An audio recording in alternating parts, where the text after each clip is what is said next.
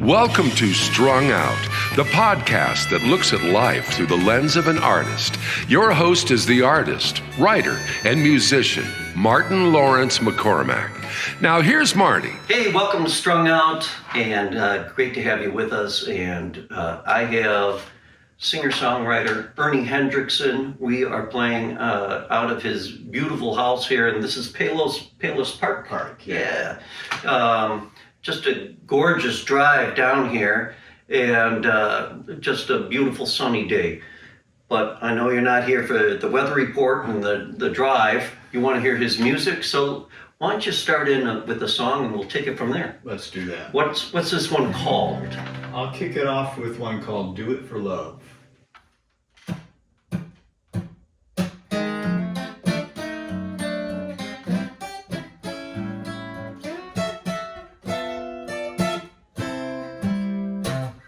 The 6 o'clock train into the city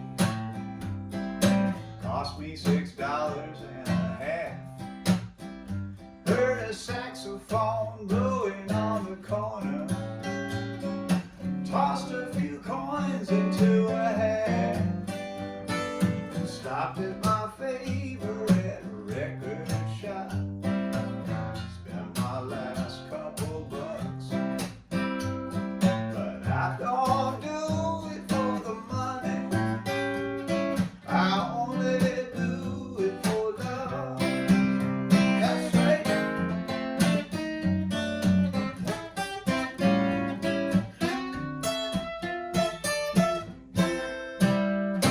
You should be a doctor or a lawyer, my old man, he always said. Well, if it don't pay to make this guitar play, so much for making bread. You may be living in the lap of luxury, but I tell you when push comes to shove, I don't give a damn about the money, I only do it for love. All right.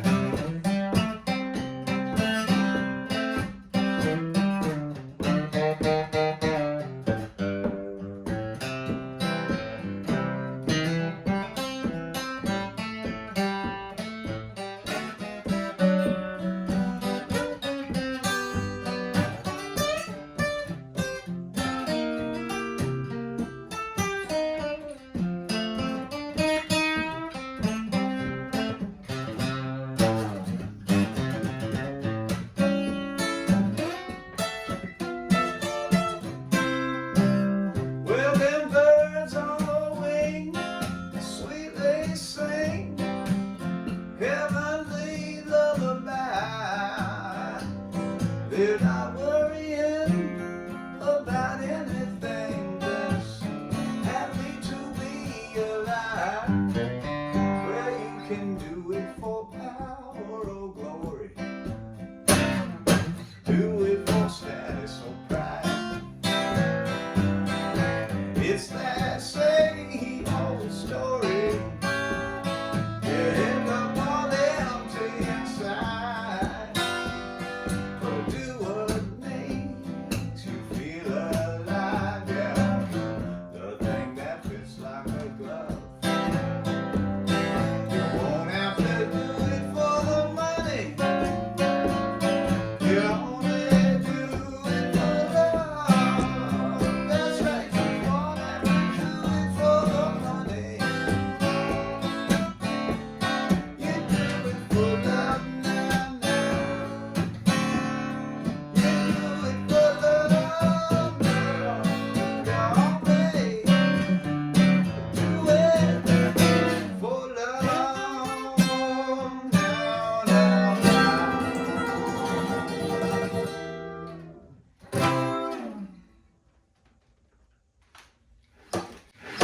Awesome. Wow. Way to start off with a real declarative song. I love it, first of all. Trouble. Nah, this is good. You know, my dog Caper, she gets in on the show too. So Bessie. Bessie, this is Bessie. the other wonder dog. You're gonna ruin the show, Beth. No, that is great. I love it.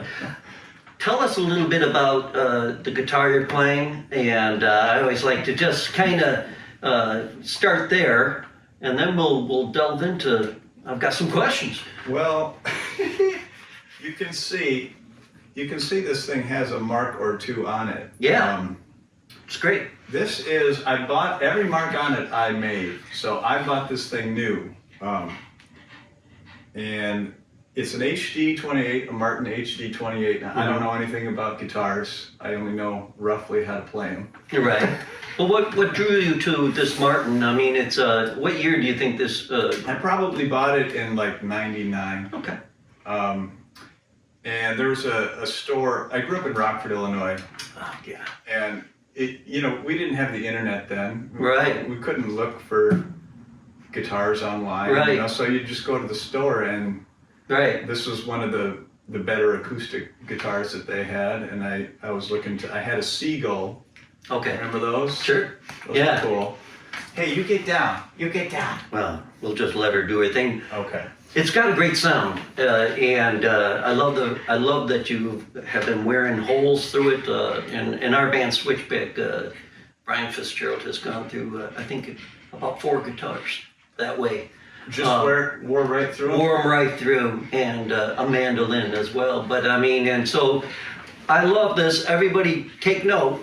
This is what you want. You want to treat your instrument, I feel, as a tool, an instrument, and not not hang it up on a wall. But that's that, and you've got a really great style.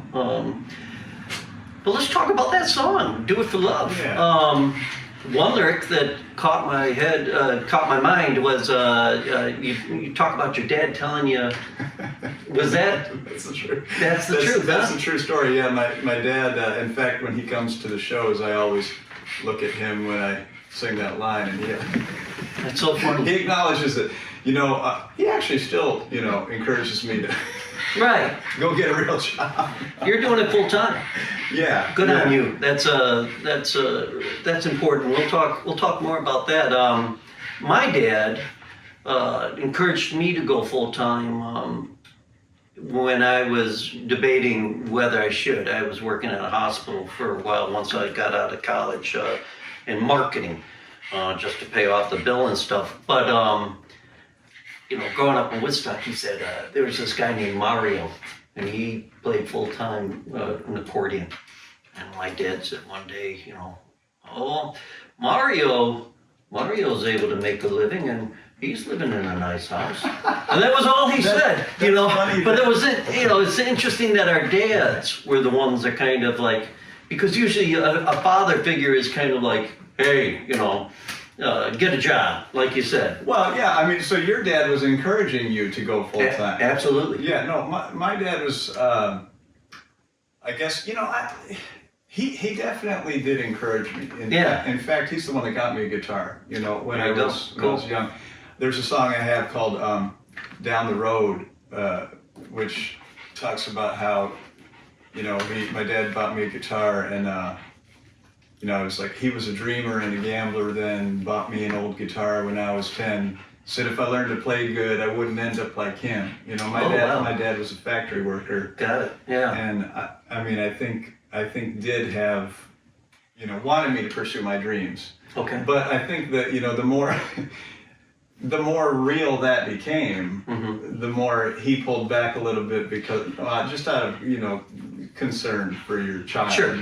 Well, there's no how-to guide. Yeah. There's no guarantee. I still wake up every day and hustle. Yes. To make this work. And being a full-time singer-songwriter, the hustle is amazing how much hustle you have to do in order to make a living and picking up gigs and everything like that.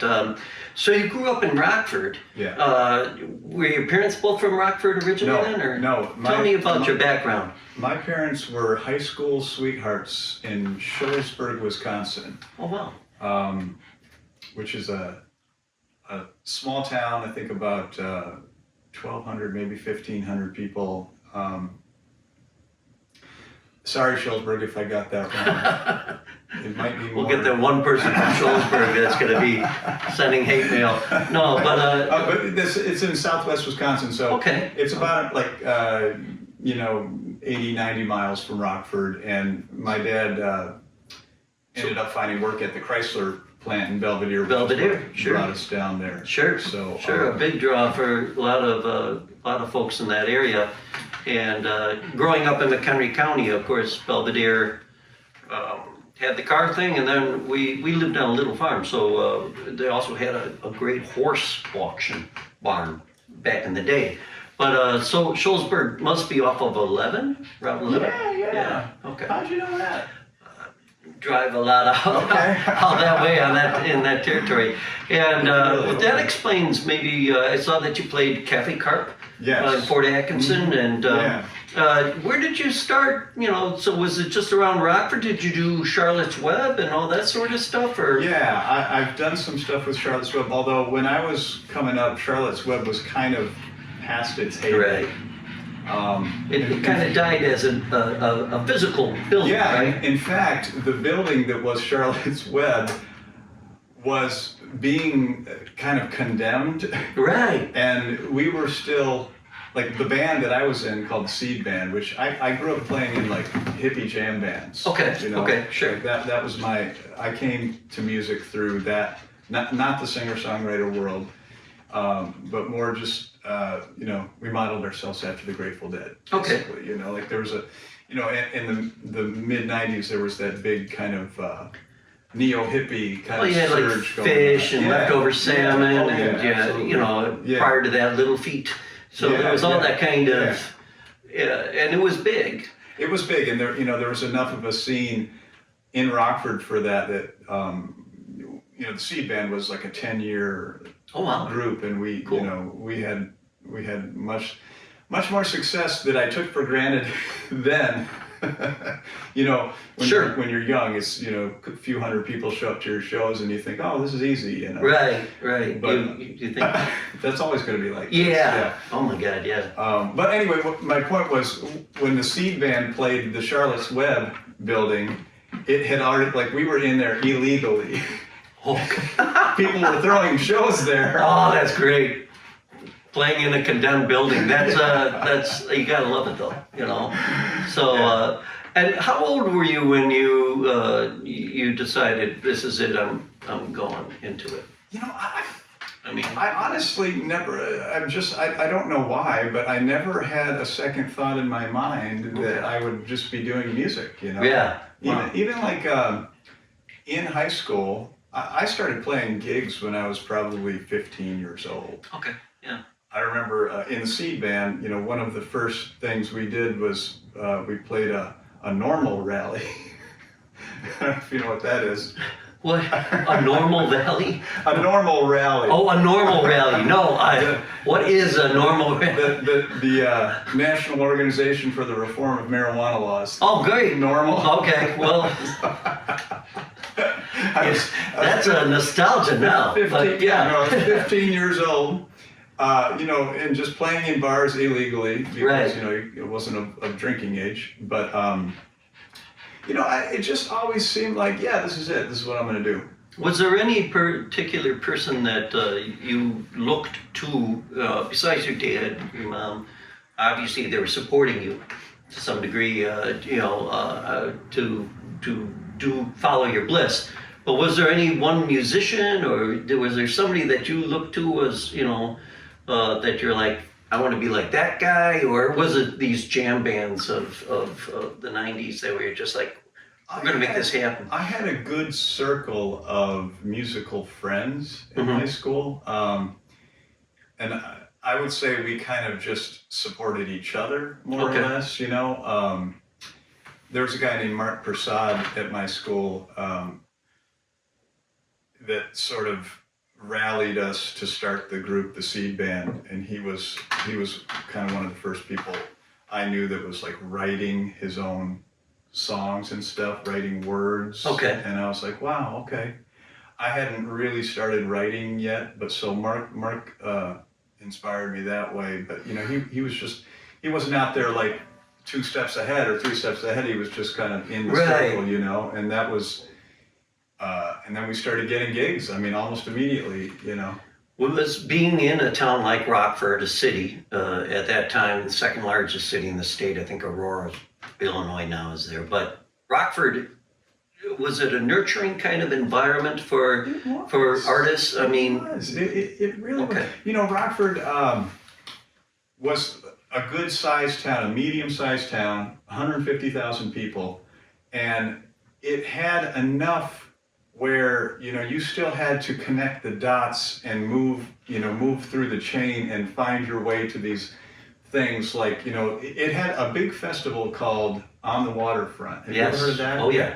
And I mean, they had everybody, you know, they Yeah. had the Allman Brothers and Chick Corea and John Schofield and just, you know, okay, you gotta get down. You're ruining the interview. Oh, you don't worry. But so like, you know, we had to move through those channels to, you know, play this gig, play that gig, meet these people, you know, it was a good, like, kind of manageable microcosm for what, let's say, what Chicago is, you know, like, Right. So, you know, we still had to hustle and find our way up, and we did, and eventually, and in fact, Rockford also had its own, like, music awards. Right. They had the Rannies, they called it. Oh, cool. See, The Rockford I didn't area- even know that. Yeah, So, Rockford Area Music Industry Awards, and the Seed Band won a couple of those. Oh, that's And great. It was just kind of, I would say very supportive, and well, and Rockford, of course, you know, Cheap Trick. yeah. I mean, there's no, I mean, the pedigree is there, you know, as Yeah. far as music and everything like that, and it was far enough away from Chicago, I'm guessing, yeah, to have its own kind of yeah. character, you know. I had no idea what Chicago was. I mean, Chicago was another universe to me. And let's have you play another song right now, and then we'll pick up with what brought you down to Chicago Okay. after this. So we're listening to Ernie Hendrickson and on Strung Out, and yeah, pick a tune, whatever you'd like. And Ernie's dog is See, she's enjoying this. she's ruining the podcast. Oh no. We can put her away if you want, but I do have to say she dressed color coordinated with me, so I'm extremely impressed that she got the memo. That's pretty damn cool. But That's hilarious. all right, well let's hear what you got here. All right, I'm What's gonna this do- one called? I'm going to do one that I usually play at my gigs. It was on my 2010 album, Walking with Angels, and it's just kind of it's a good reminder for me. It's called Hold On to Hope. Okay, cool. Yeah.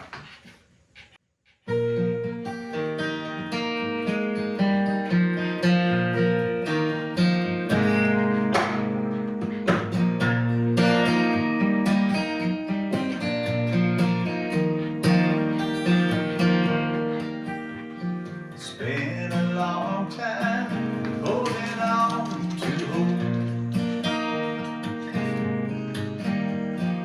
Many a turn down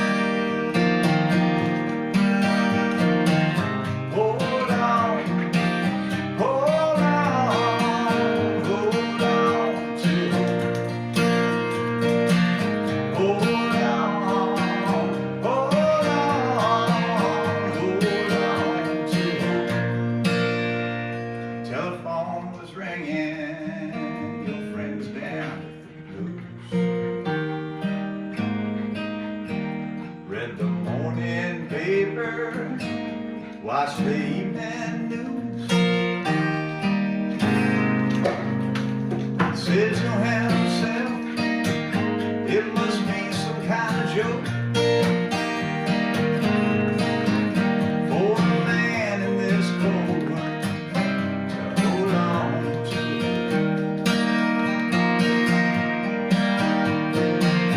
Hold on, hold on, hold on to. Hold on, hold on, hold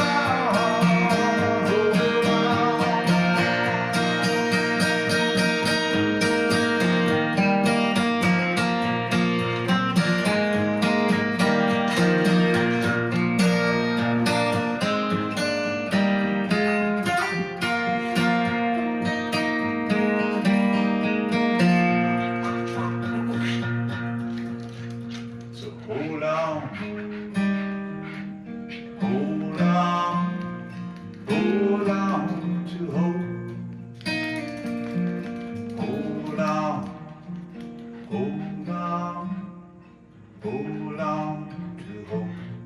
When you just can't hold on, hold on, hold on to just a little more.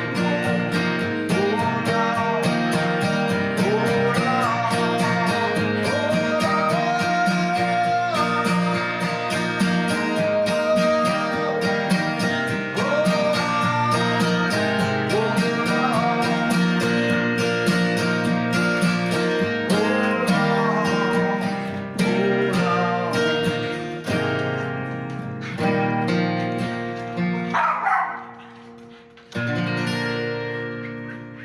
And the fans go wild. Yeah, she's done. You're You're done. We're gonna put her into a doggy daycare. You're on Strung Out here with Ernie Hendrickson. We'll be right back. Rocky Mountain Express, coming home for good this time, home for good this time.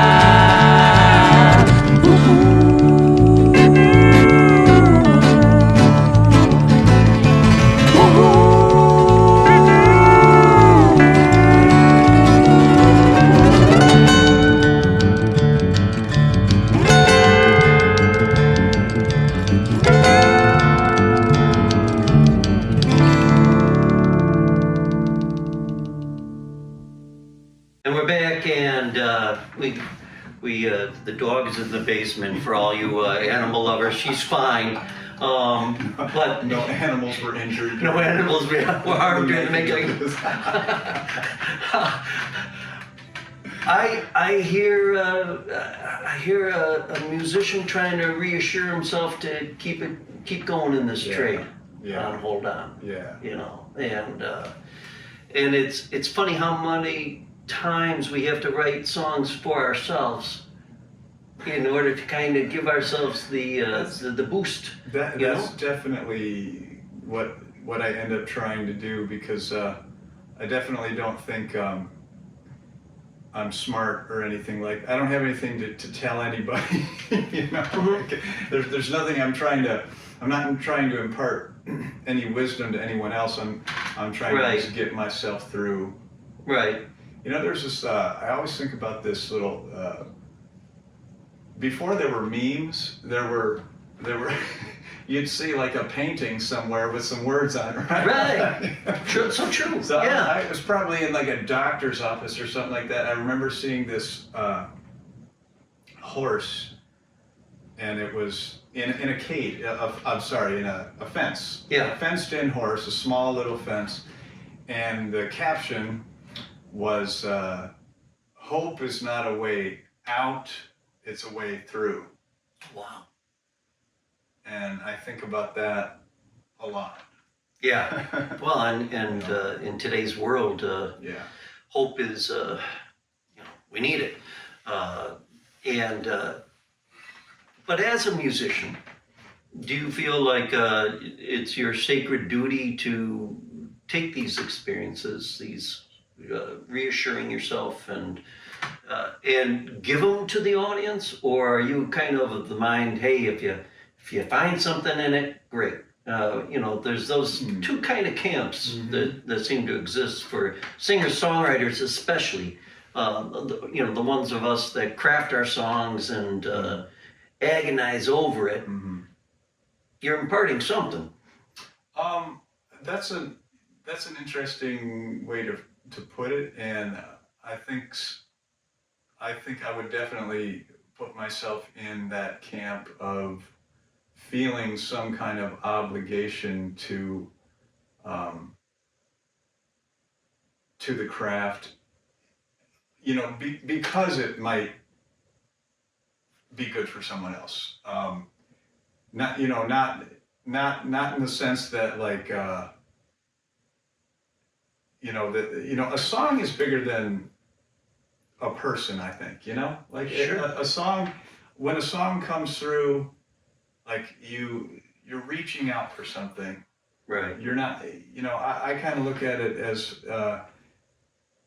that's sort of my job is to be open to what comes through and hope that it can help someone else because I'm helping myself, so it's like this whole circuit that completes once it gets from me to someone else and then back, especially in a live environment. That's like the easiest way for that circuit to be completed, right? Like, you feel the energy in the room. Absolutely. It's coming back to you, you're putting it back out. But, in the, I guess, in the sense of just being a songwriter and going through life, there are periods where it feels like you're more connected, like, closer to the sun. Right, and then your orbit goes a little farther out, and that whole experience, it's funny.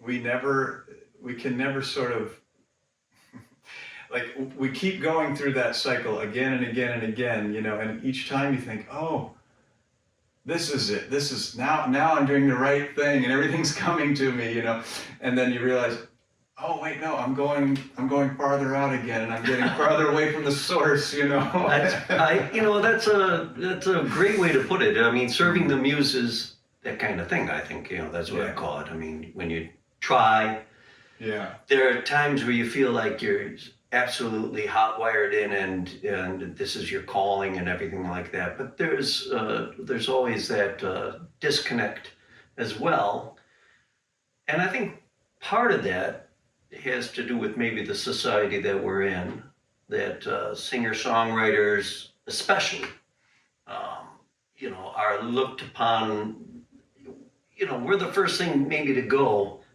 when it comes down to necessary expenditures, even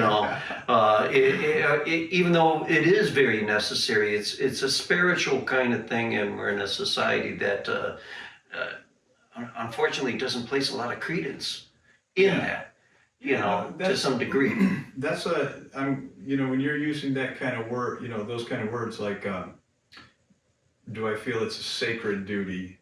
And is it a spiritual thing? Yes. Yeah. To me, it is. And not that that means anything.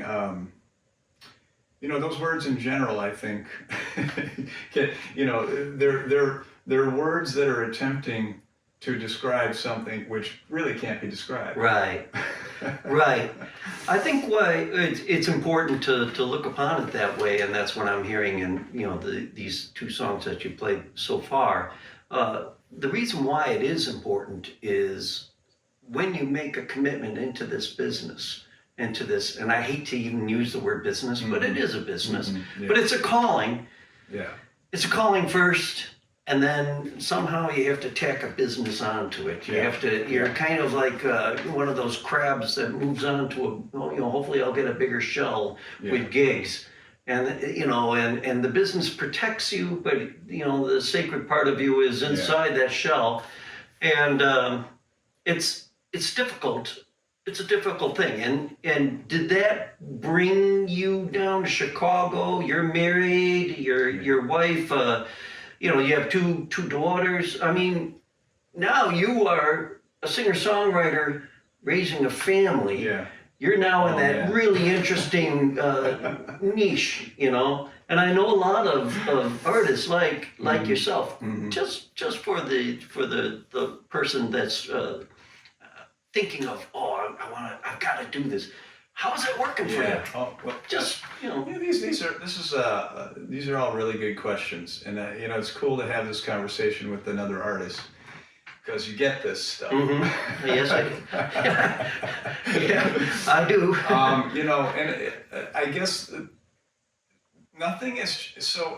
The thing that always anchors me and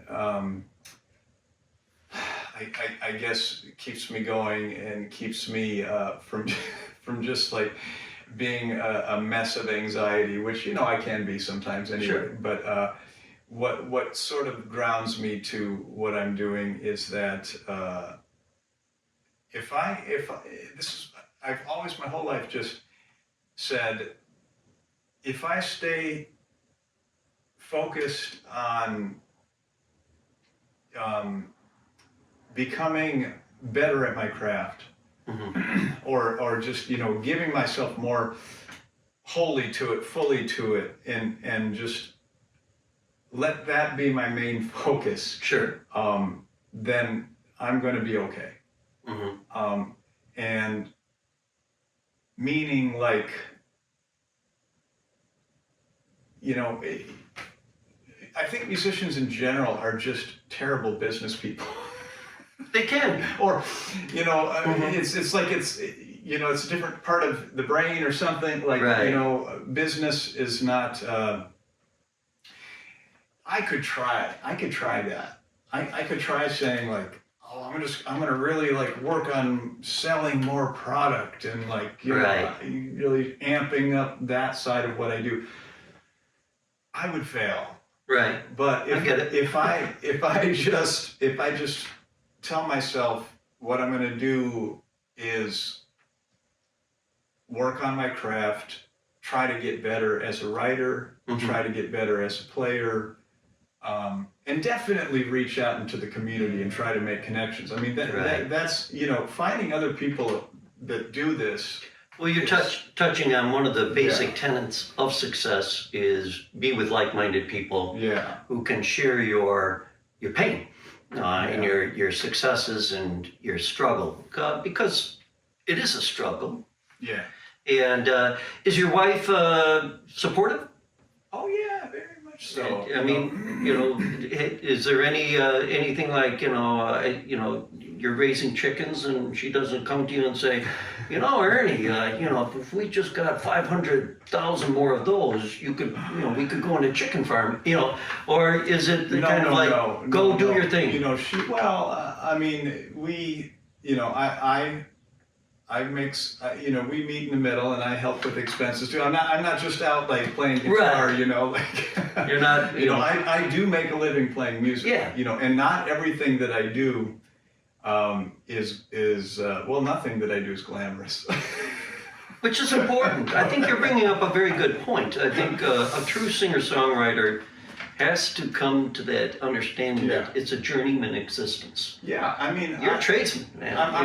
Absolutely. Yeah. I look at it as a trade, and you know, I'm actually really I find honor in that. Yeah. You know, I mean, whatever trade you are, you know, if you're a carpenter, whatever it is that you do, you know, that's such a valuable thing. That's knowledge that, you know, you've put blood, sweat, and tears in to gain. Right. And you have that now, and you can go anywhere on this planet and be able to work that trade. Right. You know, so well, that's very true. I find that music is very much a trade, and I respect it like that. You know, so you know, I'm out playing restaurants. You know, right. I'm not telling people on the internet that I'm playing this gig or that gig. You know, like I'll talk about gigs where, you know, I'm trying to sell tickets.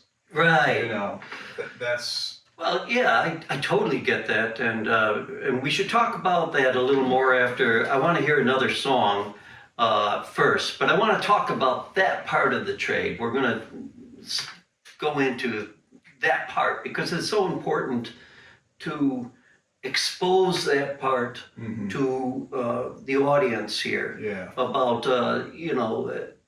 the unglamorous side of being a journeyman musician. So, and we could talk about that probably a whole podcast, but we can't.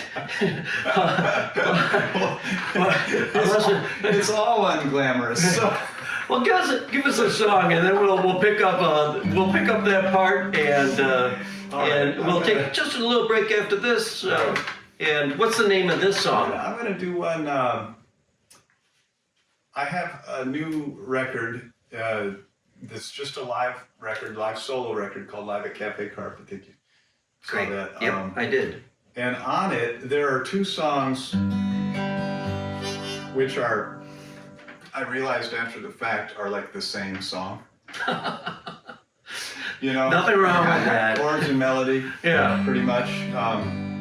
You're not the first, and you won't be the last to cannibalize their own music. Well, yeah, I mean, it was, they were both finished by the time I realized that I had used the same song. Interesting. Yeah. But I like both of them, and I'm going to do one of them right now. And this is kind of, it's just a song. It's called If the World Went Dark. And actually, I wrote this song thinking about like how,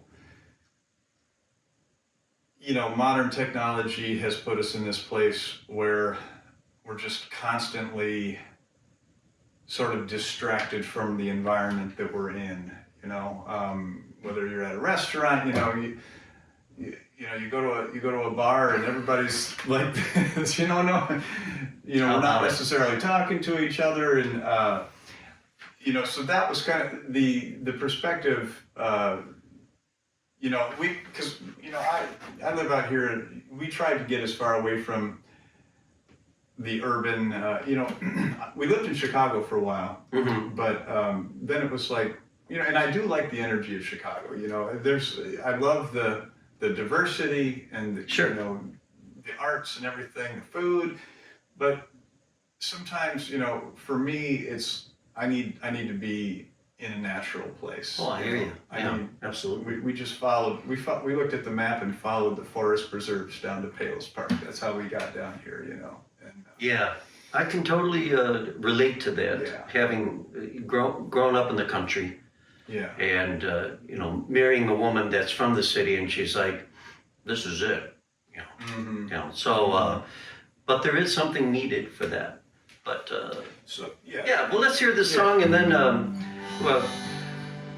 we'll take a little break. We're on Strung Out here with Ernie Hendrickson.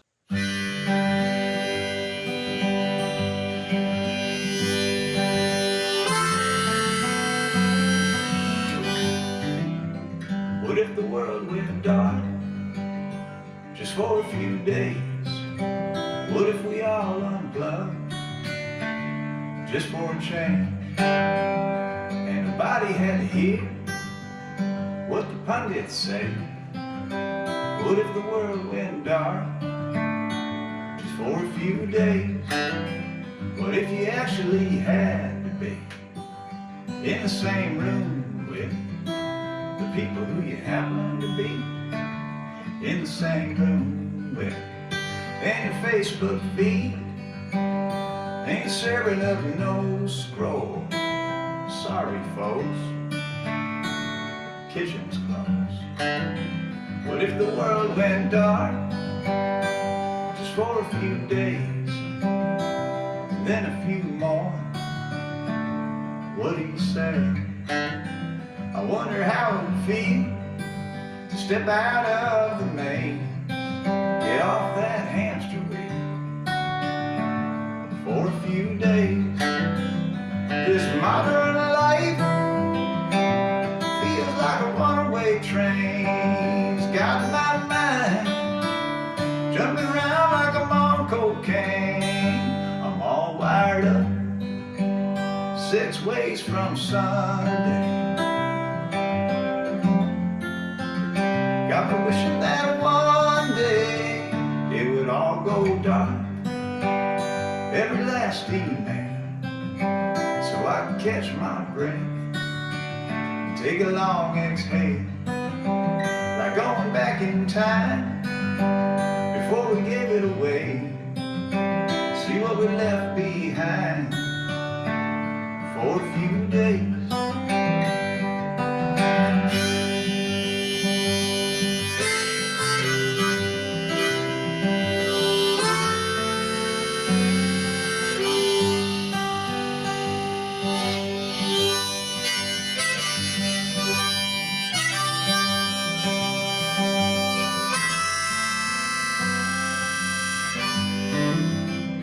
This modern life feels like a runaway train. It got half of a mind to jump right off of this thing.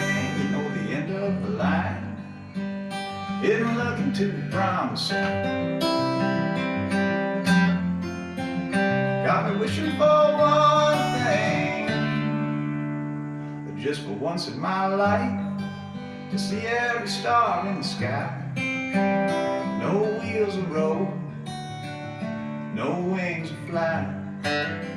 I'd untangle my mind in 1,000 ways if the world went dark for a few days.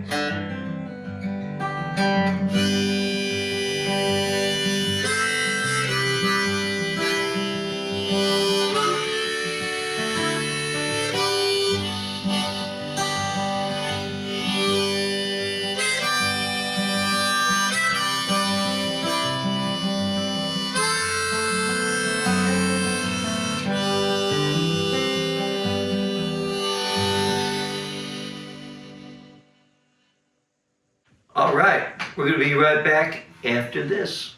Don't go away. Hey, want to show your support of Martin's artist endeavors? Buy Me a Coffee is an online site that makes supporting Marty easy. In just a few taps, you can make a payment of any amount and no account is needed. You can also decide to become an ongoing supporter. Go to martinmccormack.com and click on the words Support Martin. Let's help Martin keep it all caffeinated.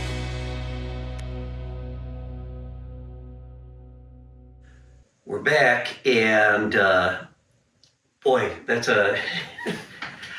I think in today's day and age right now, the world needs to go dark, and unfortunately it might. But we won't get into geopolitics.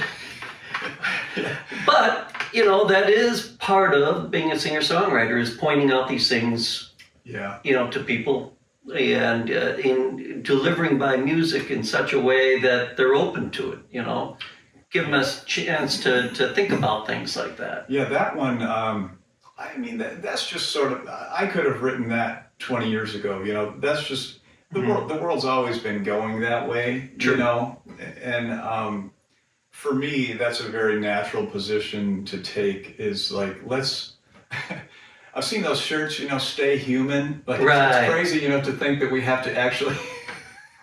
Well, we all, yeah, I mean, who knows, our you know, maybe not our kids, but our kids, you know, this whole Neuralink, and God only knows, you know, it's scary. I mean, just You know? this whole idea that, you know, we're very disconnected from the natural environment at this point Right. in time, more than we ever have. You know, to me, I'm always trying to stay grounded in that.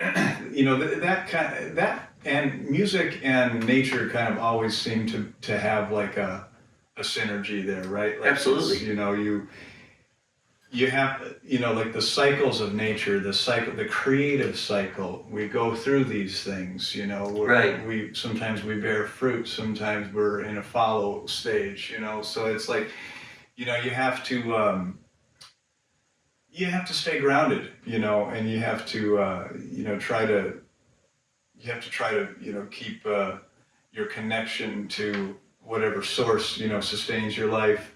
And one of the things we were talking about, being grounded as a singer-songwriter, just before you played the song, was that notion that you play a lot of different shows, and not all shows are for public consumption, Uh-huh. you know, that grounds you doing those kind of gigs. Oh, yeah. I mean, I've continued to do retirement homes and things like Oh, that. yeah, me too. You know, Yeah. because it's not only is it a good thing to do, but it grounds you It does. in a way that I think some of these people that get an instant shot at fame and bam, they're up there and they know nothing of it.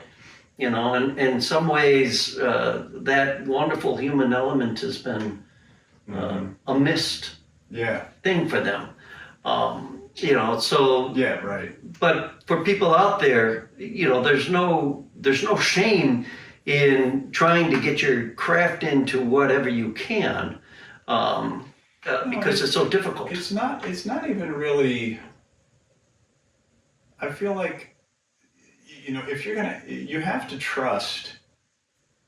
You know, it's like that thing when I was saying, like, what keeps me not a mess of anxiety in doing this is trying to trust that if I put first things first and I just honor the craft, that I'm gonna come into things where I'm needed, you know? Right. Like, so Okay. if I'm playing a nursing home, I'm needed there that day, Right. you know? I mean, somebody, you know, I can't tell you how many situations I've been in where it's not a concert with the lights on and, you know, everything like, you know, the glamorous setting, you know, Right. but that somebody course.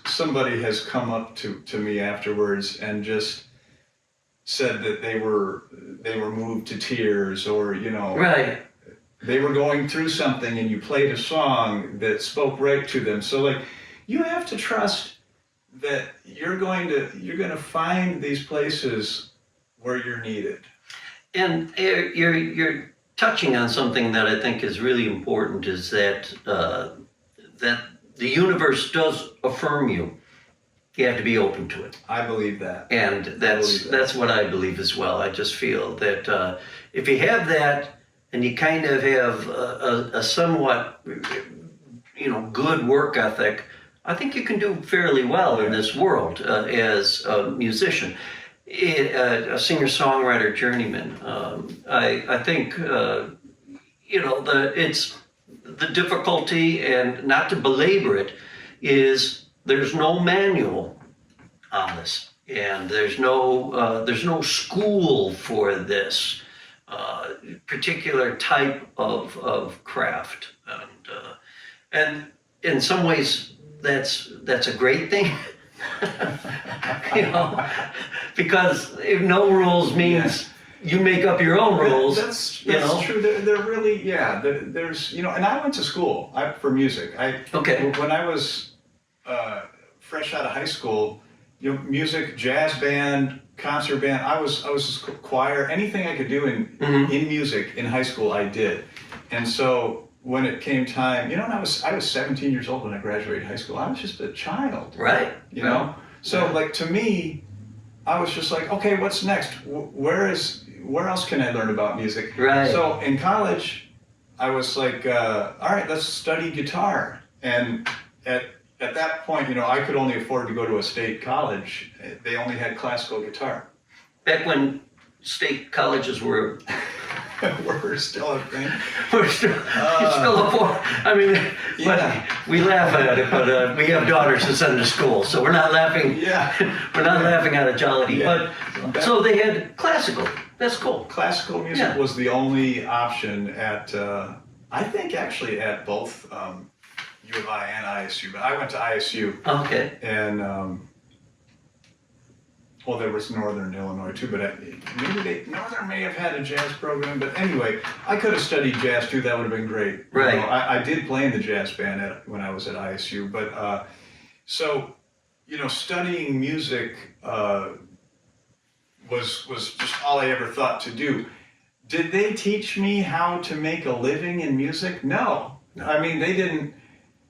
I mean, I didn't learn anything about what I was going to have to do to, you know, to make this all work. I think back then I had this idea that I was just going to hit the gravy train pretty soon, you know, and like, you know, limos and the whole nine, you know. Well, I mean, sometimes that happens. Yeah. You know, I mean, that's the odd thing about this is that, you know, right place, right time is a true thing. It really does happen. You know that, but for the vast majority of people, such as ourselves, it becomes then coming to terms with that, or I like what you say, you know, having that openness to the craft and just saying, okay, if this is where I'm supposed to be today, you know, in this moment, this is where I'm supposed to be, and I'm going to be the best I can do and 100%. lift up a bunch of souls, you know. 100%, you know, because if not that, then what's the whole purpose anyway? You know? Exactly. I mean, you're gonna, if you're not into it to try to have a sense of service in a way, because, you know, music is kind of in service to the listener, you know. Right.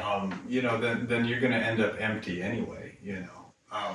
Ray Wiley Hubbard, you know who he is? Oh, yeah. Ray Wiley Hubbard. Yeah. I was just listening to an album of his yesterday, and I wrote down this line in one of his songs. I won't get it exactly right, but to paraphrase, it was something like, "It's a good day when I keep my gratitude higher than my expectations." Well, that's a beautiful line. Yeah. Well, it's funny you mention him because I can hear a little bit of him in you, and I can hear a little bit of Willis Allen Ramsey. Oh yeah. You know, that kind of nice, you know, journeyman kind of performance. Though I like you attack the guitar in such a way, you know, with the percussive and stuff like that, that you give that very full sound, which. And we're going to continue this on with part 2 of the podcast because we're doing great, and a lot more questions. The next part of the podcast, we kind of delve into Ernie's songcrafting, but we can continue it along with some of these ideas. But give us one to play out this part 1, and you're telling me when I was getting the camera ready, maybe something upbeat, but you know, I'll try to What do you got? stay in my chair if I can. Yeah. I great. might just But these are great up chairs on my too. feet, So, yeah. all right, so This one's called Citizen of Love. Citizen of Love. Ernie's going to play us out, and as always, oh, and before you do that, for the people that just listen, give people your website. ErnieHendrickson.com, CKSON. Okay. Hendrickson. Hendrickson, ErnieHendrickson.com. Okay, and what's the name of the song? Citizen of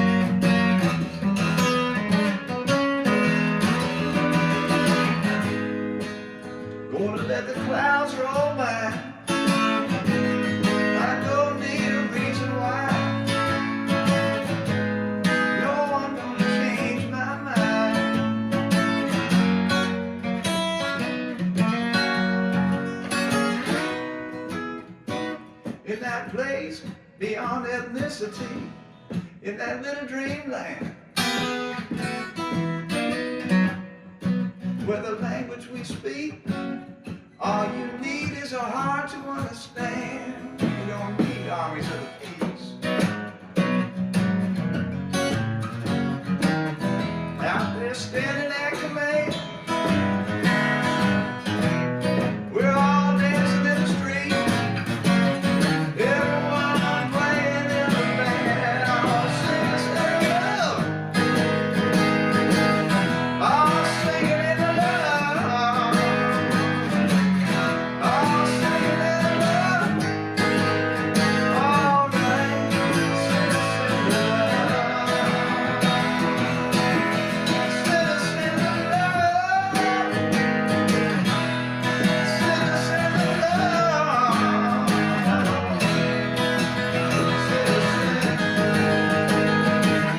all the citizens.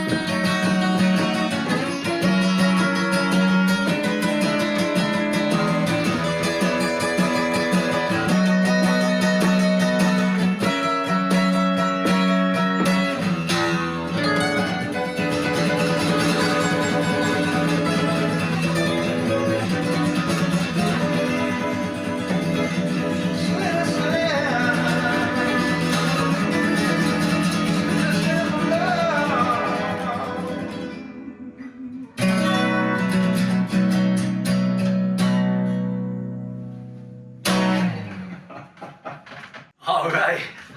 We'll see you next week on Strung Out. Thank you for listening. For more information about this show or a transcript, visit martinmccormack.com. While there, sign up for our newsletter. See you next time on Strung Out.